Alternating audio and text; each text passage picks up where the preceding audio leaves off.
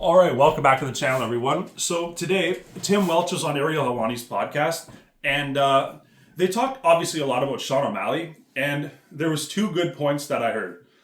The first one was that Ariel Helwani brought up that let's say Sean O'Malley loses, and Tim Welch obviously he didn't want to talk a lot about that because you want to remain in a positive headspace, not like deluded, but like relatively optimistic headspace because if you start thinking too much about losing, it's not great for the fighter because, whatever's on your mind will eventually come out of your mouth. And Sean O'Malley, I feel like he needs all the positive energy that he can get. So it's kind of strange hearing Tim talk about this kind of stuff, but still.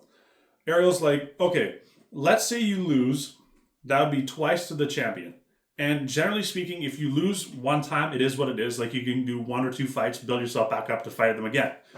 But losing twice, especially to a dominant champion like Merab, who's going to be there for as long as he wants, I feel like there would be not an impossible chance, but a really, really low chance for O'Malley to get that third crack at the title.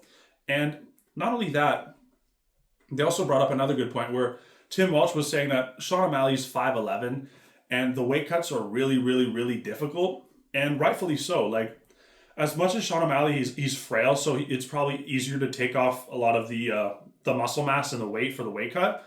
But still, I feel like if you look at the first Merab fight, and I get he had an injury or whatever, but I feel like if O'Malley, let's say that fight happened at 145, I feel like O'Malley would have that 10 extra pounds, and then he can put on the extra muscle and add to his frame to have more strength to keep Merab off of him, especially wrestling wise, because when he got on his back, there was really no answer for Merab.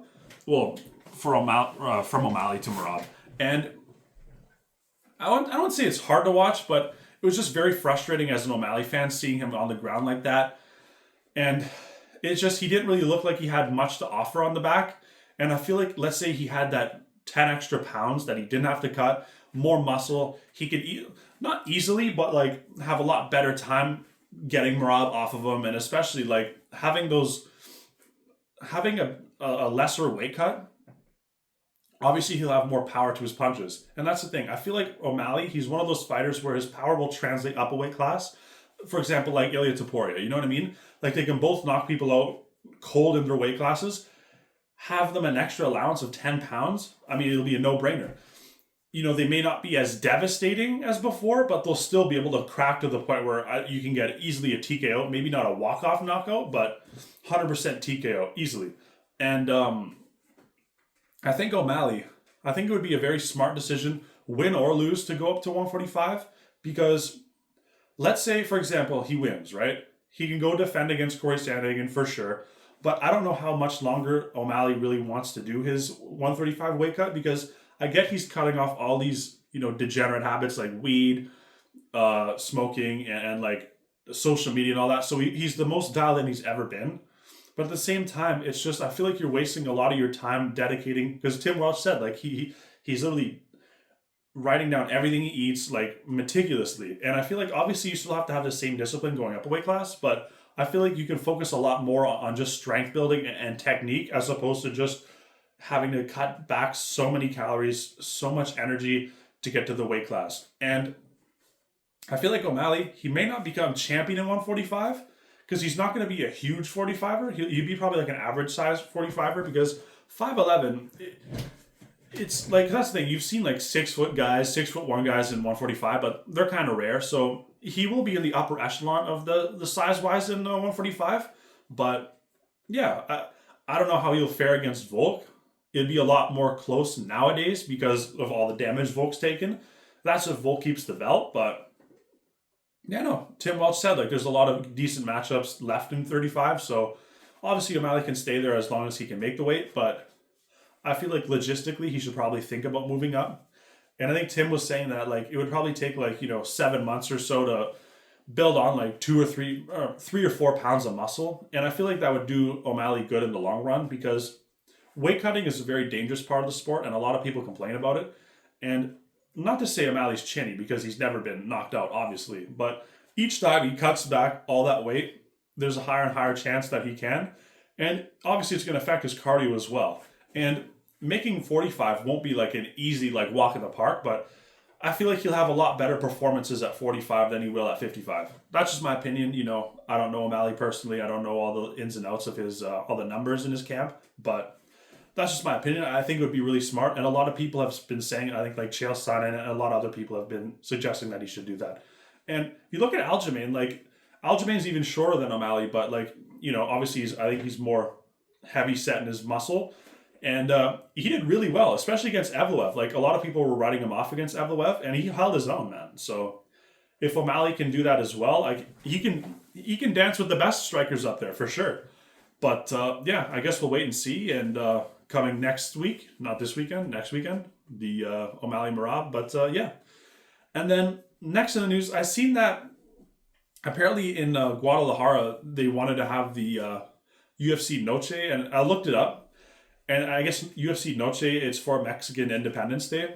So whether they have the card in Mexico or elsewhere, probably the US, because a lot of people are saying that, oh, let's say they get rid of the UFC there and then just have it here, they can not have Yair Rodriguez headline it because no one wants Yair Rodriguez to get the title shot.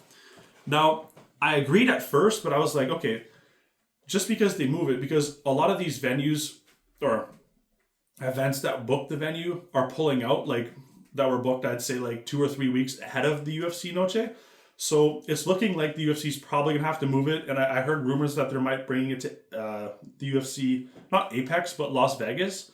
And I feel like they're still going to have Yair Rodriguez because it's, like I said, it's still going to be Mexican card because of the Independence Day, right? So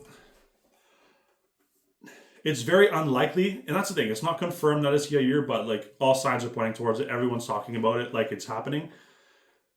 Obviously, they could put Movsar in there, but like I said, it's still UFC Noche, so it's looking like it's still going to be Yair. But that's the thing. It might not be because, I don't know, they might not ask Volk to step up to this card because I feel like Volk would probably want to return. Because I think there was rumors of a Australia card later on in the year, but I don't know.